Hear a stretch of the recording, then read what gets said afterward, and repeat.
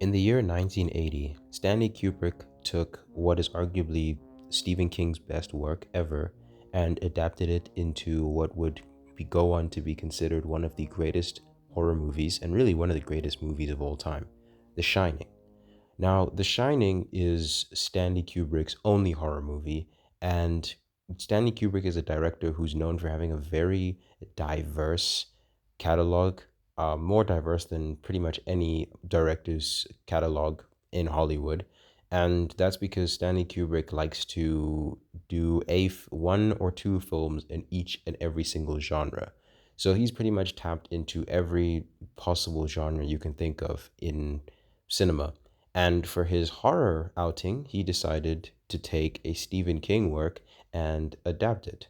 And this film is one of, if not the greatest horror movie of all time. I think that if you ask any like millennial and even like some people who are like younger people like myself who are really like into the horror genre and like scary movies, they'll probably tell you that this film is one of the best ever, and they'll probably tell you that it's one of their favorites ever.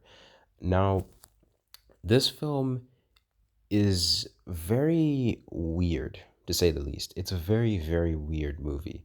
On a first watch, I didn't really understand this movie at all. Like, I was very much confused by this movie.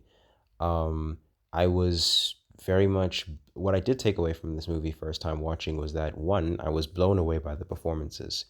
Jack Nicholson's performance as the lead character in this movie, Jack Torrance, is one of the greatest performances in cinema history. He absolutely went all out on this role. He is absolutely incredible. And Stanley Kubrick is a director really known for pushing his actors to bring out the very best to the point where it does become a bit on the verbally abusive side. There's a bit of a scandal surrounding the treatment of certain actors, particularly Shelley Duvall, who plays Wendy Torrance in this film. But Stanley Kubrick, the way in which he directs his characters and the way in which he pushes the actors to bring out the very best in them is something definitely to take note of and to be concerned because of how harsh he can be at times, but also to be something to like celebrate because he genuinely brought out the best in the lead actors of this movie. And specifically, Jack Nicholson gave an all time performance and playing like a man who is slowly deteriorating into basically utter madness.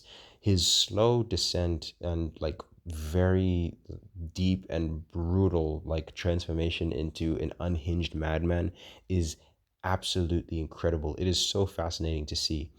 For those who aren't familiar with The Shining, the plot of this movie is basically the Torrance family, Jack, Wendy, and their son Danny, relocate to the Overlook Hotel and have to stay there for 5 months as Jack is the housekeeper of the hotel.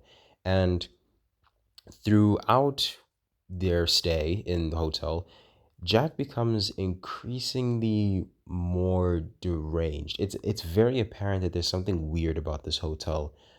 Something off about certain rooms, particularly room 237. There's just like a weird there's just like a weird atmosphere within the building. And it doesn't help that Jack and Wendy's son Danny has an ability known as the Shine. Now, again, for those who are unfamiliar with Stephen King's work and are unfamiliar with The Shining, The Shine is basically it's kind of like a it's kind of like an ability to see things that we as humans are not meant to see, if I could put it in those terms.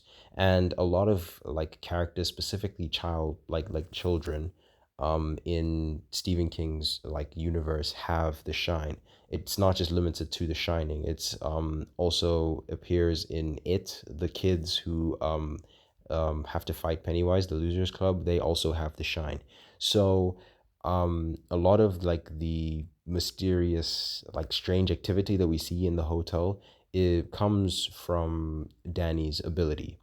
And Danny refers to it as Tony. So like I guess like an imaginary friend kind of, but it's very apparent that outside of the shine that Danny like seems to exude, there is something very very wrong with this place. Like there's something seriously very wrong with this place, and it's definitely the weirdness of the hotel as well as the prolonged isolation of the main characters and specifically Jack that pretty much just like take like just pretty much turns everything to absolute chaos. Jack becomes increasingly more disturbed, more deranged, more mad, and ultimately it leads him into essentially becoming the villain of this movie. He like you could say that the hotel is the villain of the movie, but realistically the hotel turns Jack into the villain of this movie.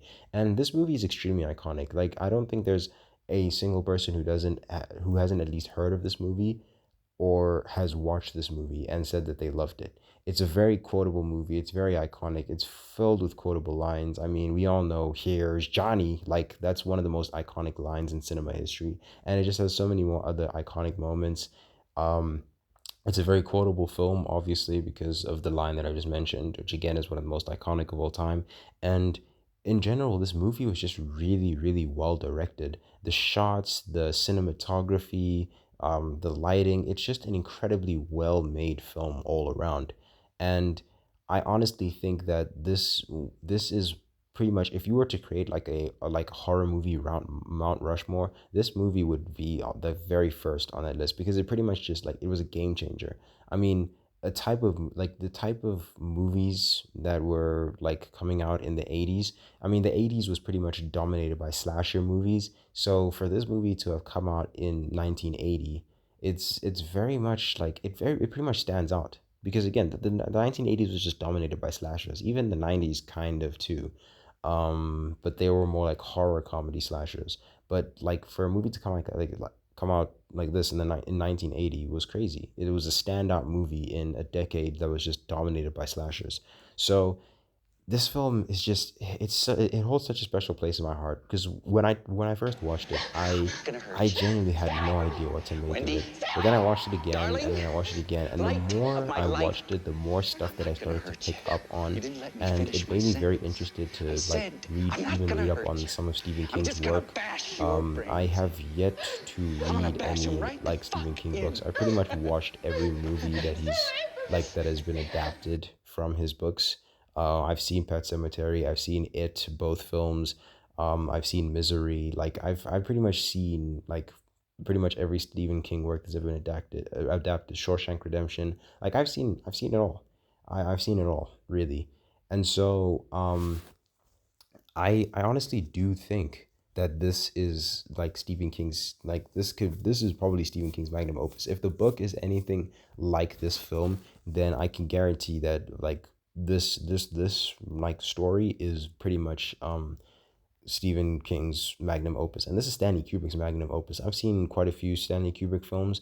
The only one that really comes close to this one, in my opinion, is probably 2001: A Space Odyssey. But realistically, this movie is just it's just the best thing that Stanley Kubrick's ever created, and it's one of the best movies. If you were to put this in any of like the best movie directors like catalogs, this movie would stand out in any one of their catalogs. It's such an incredible movie. It's such a beautiful film, and you really just have to see it to believe it. When you watch it for the first time, you're gonna be confused, 100%. I have no doubts that you will be confused, but once you dive deeper into it and you start to like get into the nitty gritty of it, you're gonna want to know more about it. You're gonna want to understand it more, and you're gonna want to watch it over and over again. It's one of those movies that does take multiple viewings to fully capture um like the essence of the film, but once you've grasped it, then you'll come to understand what kind of masterpiece and what kind of like epic tale that Stanley Kubrick was trying to create here. And it's funny because this movie actually wasn't well received the very first time. I'm pretty sure that if I'm not mistaken, that Shelley Duvall actually was nominated for a Razzie for this movie for worst performance, and that's crazy to me because her performance as like an anxious and concerned wife and mother, like the way that she played the role, dude. Like every scene where she was acting emotional, screaming and crying, like she, like that. That's again, that's another all time performance. People like to talk about Jack Nicholson's performance as Jack Torrance in this movie, and while his performance is definitely like top 10 of all time, Shelley Duvall's performance honestly isn't that far behind. She absolutely delivered, and I think again it was despite how harsh and how critical he can, like how like mean he can be when he's pushing his actors. I think it's Stanley Kubrick pushing Shelley Duvall to her absolute limits, emotionally, that allowed her to deliver the performance that she did, and she absolutely delivered. I believed every fearful scream, every like anxiety, every single facial expression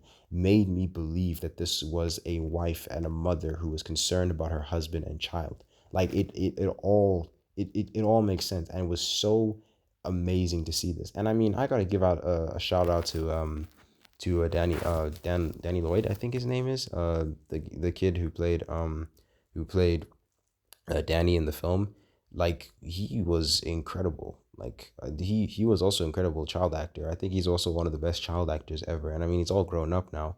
And there is a sequel for this movie called Doctor Sleep, but they did not ask the now adult Danny to reprise his role. And Doctor Sleep is a movie I'll probably talk about sometime in the future. But yeah, for this video, I just wanted to talk about The Shining. I think this movie is absolutely incredible, and I think it's one of my all-time favorite movies, and I think it's a movie that everybody should see once and then again multiple times to fully grasp the excellence of it. And yeah, honestly, I think that's just pretty much going to be it for this video. Thank you guys so much for watching the second episode of Cinema's Finest, and I will see you in my next video. Peace.